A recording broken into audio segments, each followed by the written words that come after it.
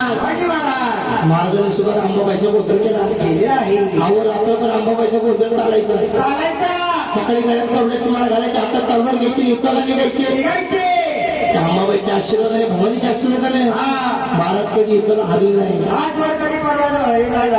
अशा व्यक्तीने तिचे गोंधळ झाले आणि 500 गोंधळ हे मानवामध्ये आला. तुम्ही आम्ही करतो म्हणजे काय फार मोठं नव्हतं. बरोबर.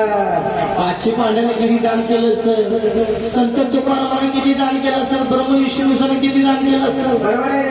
तुम्ही आम्ही दान करतो म्हणजे किती 1500 रुपये. यात सगळ्या काय होत नाही. जे मला दान फार मोठं असतं, मोठं मन तन मन धन हे देवाला अहो असं जर गोंधळ घातला नाही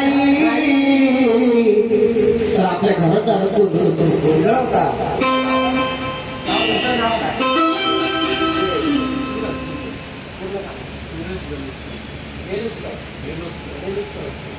सूरज विरुस्तूर दारा नाही. आज हा दारा जो काही गोंधळ मांडलेला आहे पूर्ण जन्माची काही पुण्य म्हणून त्यांच्या दारात हा गोंधळ घातलाय. त्याचे टाटा बिर्ला आहे ना, बरोबर, टाटा बिर्ला, हिरोबाई अंबानी यांच्या घरात सुद्धा हा गोंधळ होत नाही. गोंधळाला पैसा लागत नाही, नशीब लागतं, योग लागतं, वेळ लागतो तर तुमच्या दारात हा गोंधळ होतो. आणि गोंधळ तुमच्या दारात येणं म्हणजे सोपी गोष्ट आहे का बाई? गोंधळी दारात येणं म्हणजे काय सोपी गोष्ट आहे? याला काहीतरी पुण्य लागतं. आजच्या जन्मातलं तेव्हा या अशी गोंधळ तुमच्या दारात येतं. हे की गोंधळ रस्त्याला जाणार दादा, पण तुमच्या घराला कधी येणार नाही. गोंधळी बोलवण्याशिवाय दारात कधी येत नसते. आणि लोक बोलवण्यासाठी मानपान देतात गोंधळाला.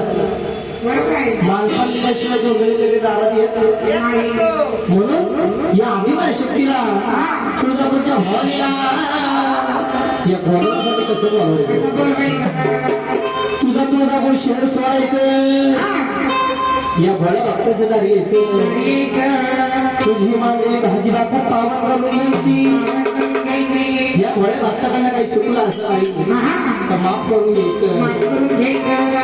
आणि या भोळ्या भक्ताला गेल्याच्या कुटुंबाला मन भरून आशीर्वाद द्यायचे. काय असं त्यांची पिढा घेऊन जायची, तुझ्या पदरात घ्यायची.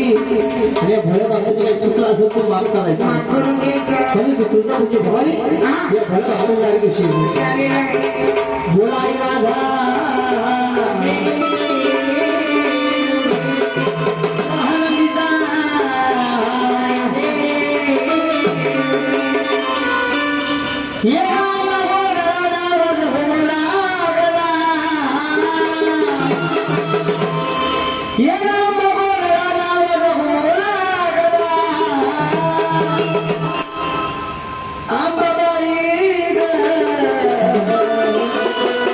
तुझा समोर माझा